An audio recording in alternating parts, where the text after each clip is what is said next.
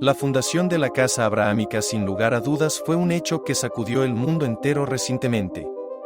La inauguración de este lugar donde se unirán las religiones islámica, judía y cristiana en un solo predio fue histórica. Este suceso impactó a muchos, quienes no dudaron en preguntarse, ¿será este el comienzo de la nueva y única religión mundial que preparará el camino del anticristo? Hoy voy a responder todas esas preguntas, pero primero lo primero. ¿Por qué este lugar se llamaría Casa Abrahámica? ¿Y qué tiene que ver Abraham con todo esto? A día de hoy, a algunas religiones mundiales se las considera abrahámicas, por reconocer a Abraham, su historia y su Dios como una parte fundamental o un cimiento del que diferentes creencias se fueron desprendiendo. En el principio de la Biblia, se nos cuenta sobre los dos principales descendientes de Abraham. Por un lado, tenemos a Ismael, el hijo que tuvo con la esclava Agar, y por otro lado tenemos a Isaac, su primogénito con su esposa Sara. Según la tradición hebrea, Ismael fue el primer hijo que Abraham pudo concebir. Sin embargo, tanto él como su madre fueron expulsados de la casa de Abraham a causa de las peleas que Agar y Sara, la esposa legítima, tenían a causa del nacimiento de este niño. Pero a pesar de este exilio, cuentan las escrituras que en el camino, un ángel de Dios se les aparece, le da a Ismael la promesa de hacer de él una gran nación, y les asegura que podían volver a la casa de sus amos sin miedo. Este mismo Ismael es aquel a quien los musulmanes llaman su patriarca, el que según su tradición y creencias, comenzó con el linaje del cual descendería Mahoma, su mayor y más importante profeta. De esta manera, los musulmanes forman parte de las religiones abrahámicas, encontrando su ascendencia en él y en su hijo Ismael. Por otro lado, la historia más conocida para nosotros es la que continúa en capítulos posteriores, cuando Sara logra quedar embarazada y da a luz al primer hijo del matrimonio, Isaac. Este sería el siguiente patriarca, del linaje del que nacerían figuras importantísimas para el pueblo judío, como Moisés, David y Elías, y además, de la cual también saldría la figura más importante del cristianismo, Jesús de Nazaret. Es de esta manera que todas estas creencias y religiones, y aún otras no mencionadas, son conocidas a nivel mundial como religiones abrahámicas, porque como ya mencionamos, todas tienen a Abraham como su cimiento y su base, y lo consideran una figura fundamental del linaje divino. Ahora la pregunta es la siguiente: ¿esta supuesta familiaridad de creencias siempre se tuvo en cuenta? ¿Cómo se manifestaron social y políticamente a lo largo de la historia? No es una novedad si te dijera que una de las causantes más común de las guerras y las divisiones es la religión. A lo largo de los años hemos visto cómo las creencias han sido un factor de exclusión, de división de clases, y aún una razón supuestamente justificable para tener reacciones violentas, o incluso, desear la muerte de alguien.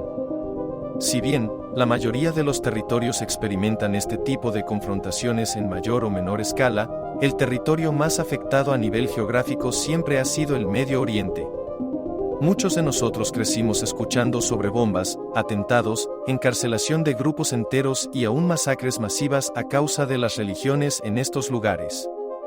Sin ir más lejos, hace años Israel es un blanco frecuente de enfrentamientos entre judíos, musulmanes y cristianos, al ser un lugar históricamente sagrado para todas estas creencias y ser frecuentado por fieles de cada una, llegando a peleas, insultos o tipos de violencia más graves. Sin embargo, si nos enfocamos en la esfera política, estas situaciones no son para nada beneficiosas para ninguno de los políticos de turno, y hace mucho tiempo buscaban la manera de lograr algún tratado de paz, a fin de disminuir las guerras, y con ellas, el hambre, la violencia y la escasez. Necesitaban algo que sirviera como un motor para poder avanzar hasta la tan esperada y soñada paz en Medio Oriente.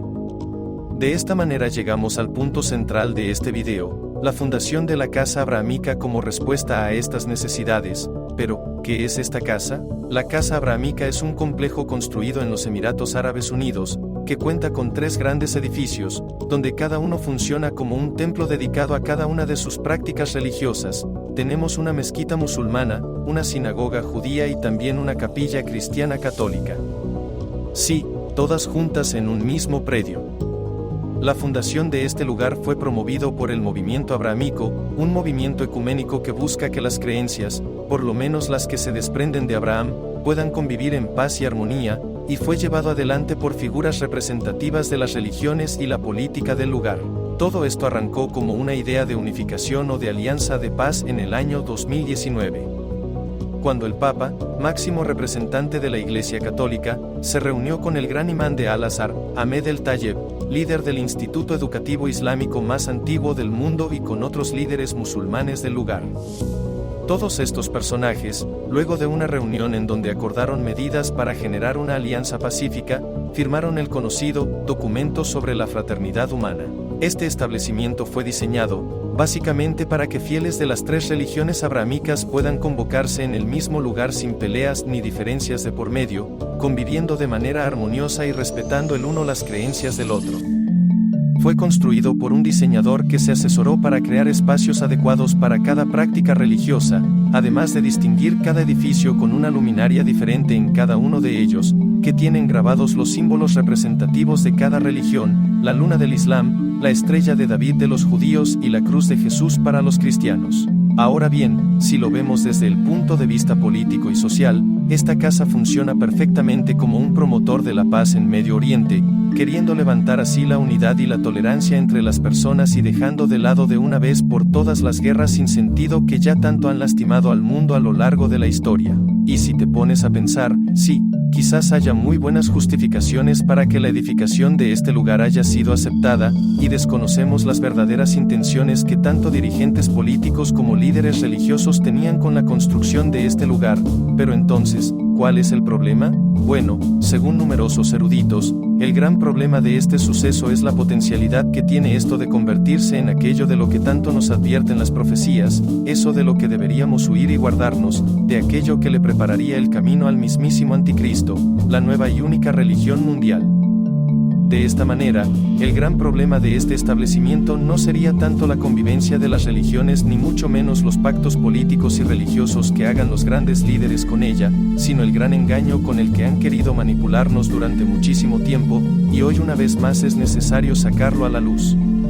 Pero para entender la trascendencia de estas mentiras, tengo que hablarte sobre las profecías acerca de cómo el Anticristo puede empezar a preparar su venida con el pacto o alianza que estas religiones comenzaron. Dice la Biblia en Daniel 9, y después de las 62 semanas se quitará la vida al Mesías, mas no por sí, y el pueblo de un príncipe que ha de venir destruirá la ciudad y el santuario, y su fin será con inundación, y hasta el fin de la guerra durarán las devastaciones.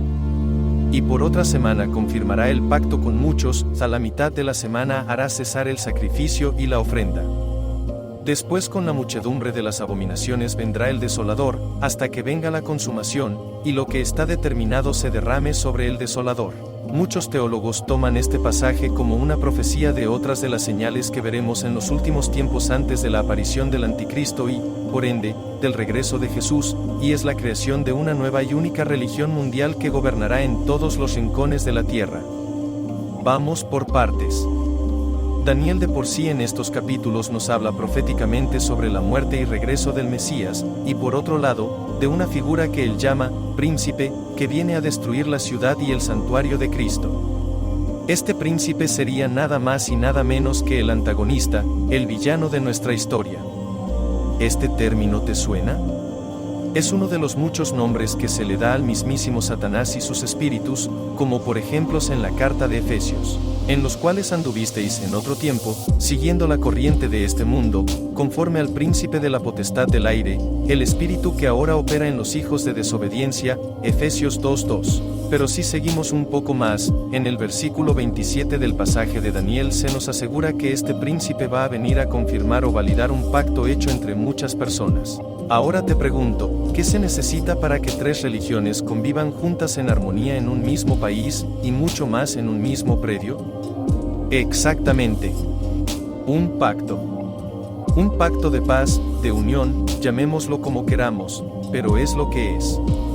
La palabra nos daría a entender que el escenario en el que vendría el Anticristo sería cuando entre las naciones haya un pacto que confirmar, y que muchos se animaron a entrelazar con Apocalipsis 13:16 que dice: una imagen harán de la bestia, y todos los que no se postren y la adoren, y a través de ella al Anticristo como Dios, serán matados. Este pacto podría tener muchas formas y áreas, pero no es descabellado pensar que sería en realidad con el fin de unificar todas las religiones en una sola, que adore a una sola persona, a una imagen, y con ello, a la misma bestia.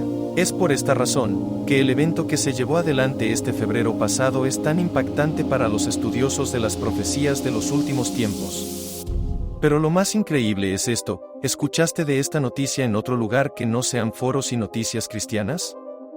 Es un hecho histórico, pero increíblemente la gran mayoría de los medios de comunicación lo ignoraron. Al principio del video te comentaba sobre una mentira con la que estuvieron manipulándonos mucho tiempo, pero que hoy quiero que podamos desenmascarar juntos, y es el concepto de tolerancia. ¿Qué piensa Dios al respecto de esto? Si vamos a nuestro buen amigo Google, vemos que la primera definición de la palabra tolerancia es actitud de la persona que respeta las opiniones, ideas o actitudes de las demás personas aunque no coincidan con las propias. El respeto, la honra y el amor a pesar de, son principios del reino de los cielos.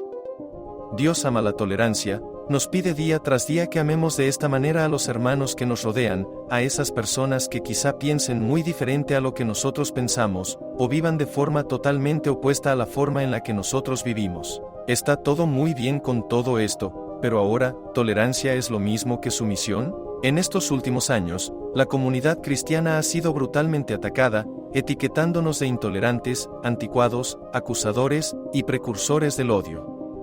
No te voy a mentir, lamentablemente sí hubo una que otra comunidad que cayó en estas prácticas, pero en su gran mayoría, a los que nos tildan de intolerantes y odiosos, lo único de los que nos acusan es de defender una de nuestras primeras libertades, la libertad de culto. Somos libres de creer y tener el estilo de vida conforme a nuestras creencias que queramos, mientras eso no afecte ni perjudique al otro. Ahora bien, lo sucedido en la casa abrahámica, ¿podríamos considerarlo tolerancia? La respuesta es sí, pero por ahora. Como te conté anteriormente, muchas guerras se han librado por diferencias religiosas. Que hoy en día haya lugares donde puedan convivir y con respeto me parece algo bueno, pero creo que hay una gran diferencia entre respetar y unirse. Actualmente, más que nada en la rama católica, se está usando un término muy polémico que es el ecumenismo.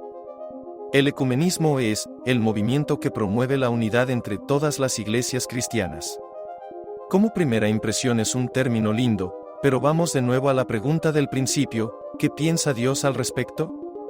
Vamos a la Biblia, en la segunda carta a los Corintios, que ordena: no os unáis en yugo desigual con los incrédulos, porque, ¿qué compañerismo tiene la justicia con la injusticia?